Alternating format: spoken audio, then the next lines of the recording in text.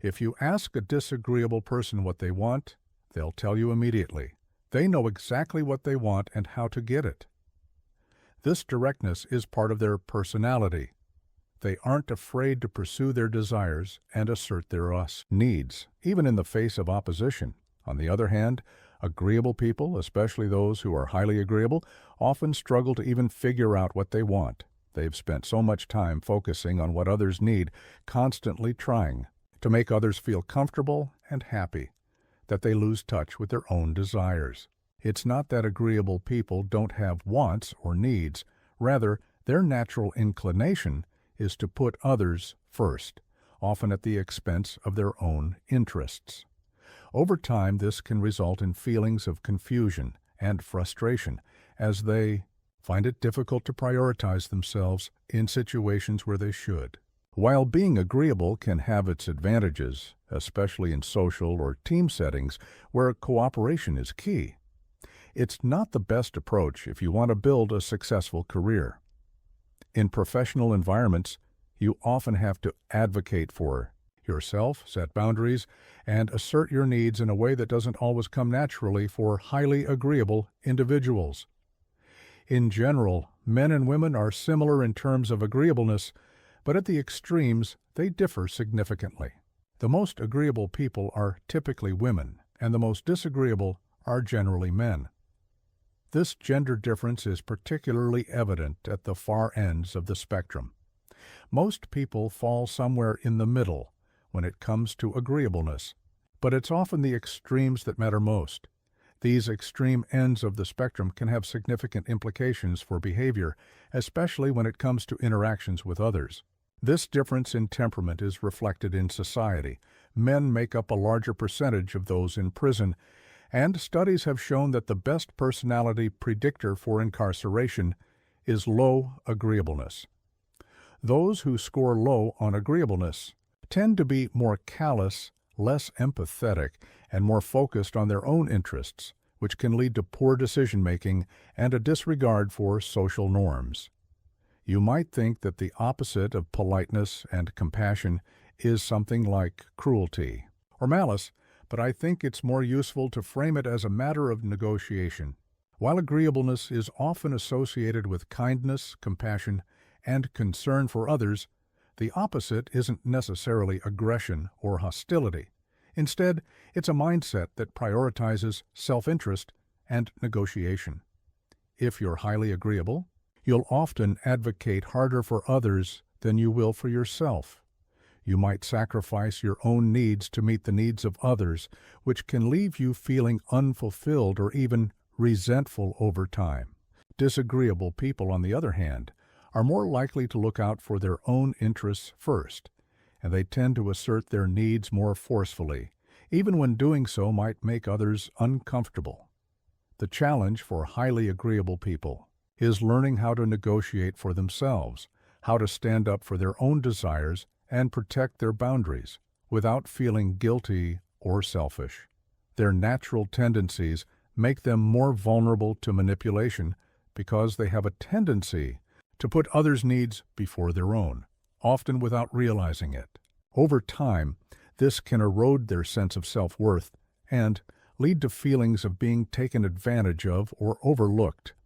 In therapy, one of the most common reasons people seek help is because they feel they're too agreeable.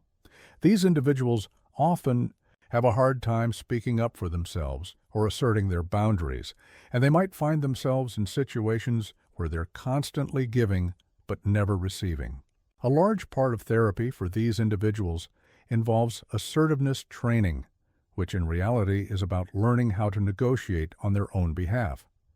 It's not about becoming aggressive or domineering. It's about learning to recognize your own needs and desires, and then expressing them clearly and confidently.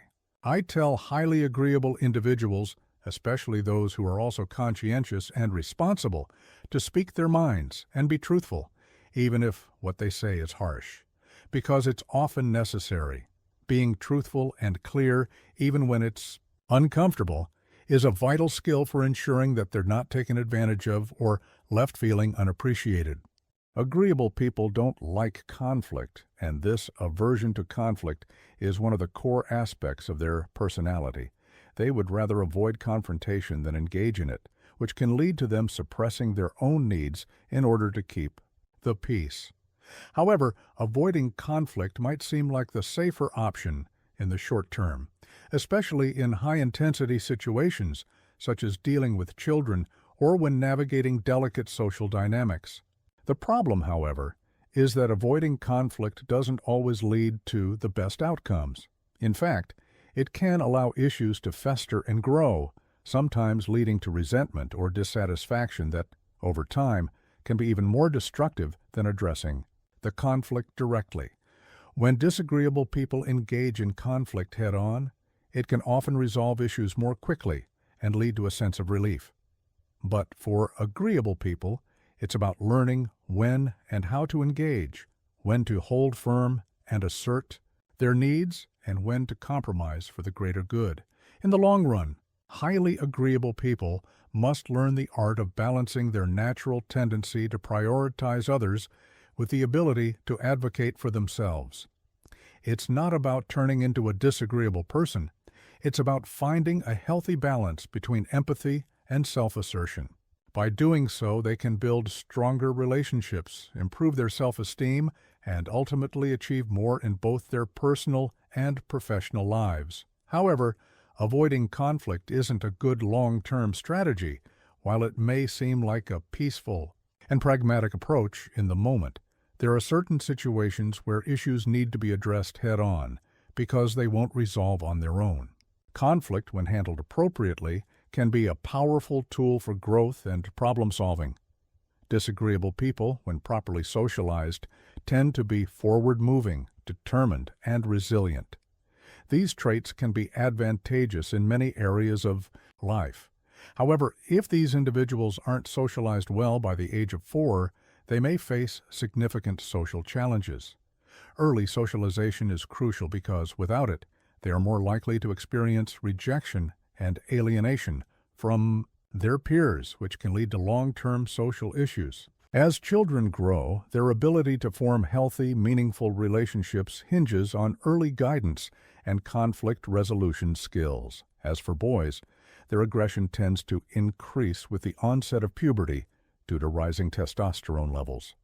This physiological change can result in heightened emotional responses and impulsivity. This explains in part why men tend to commit crimes more often between the ages of 16 and 25. During this period, aggression peaks and can manifest in reckless or destructive behaviors. However, as these young men mature and take on more responsibilities, their aggression generally decreases.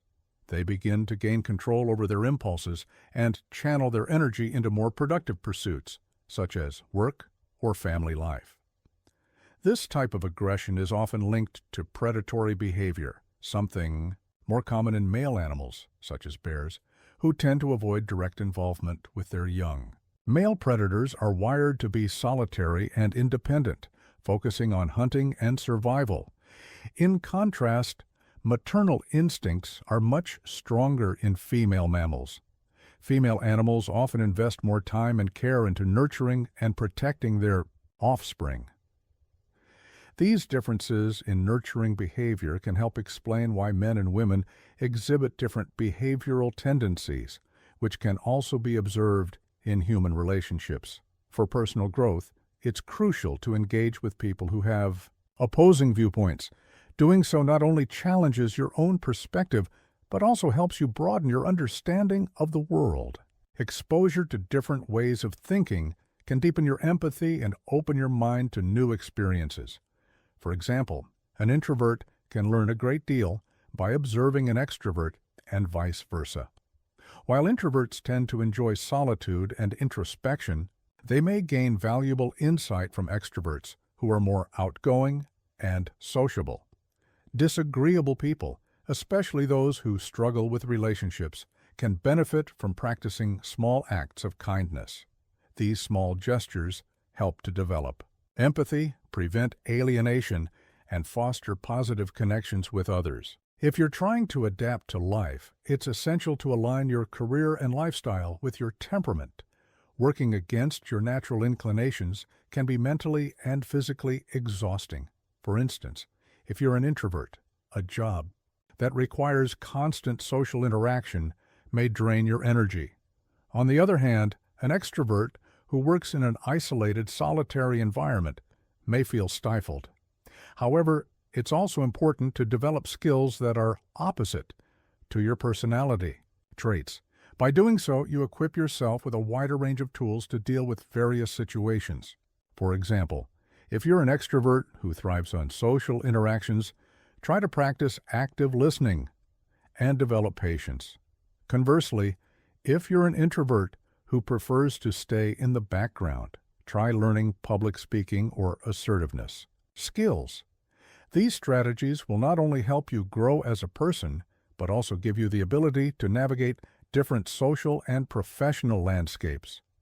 When it comes to relationships, it's essential to choose a partner who shares similar core values and temperamental traits. Shared values can create a strong foundation for a relationship, fostering understanding and mutual respect.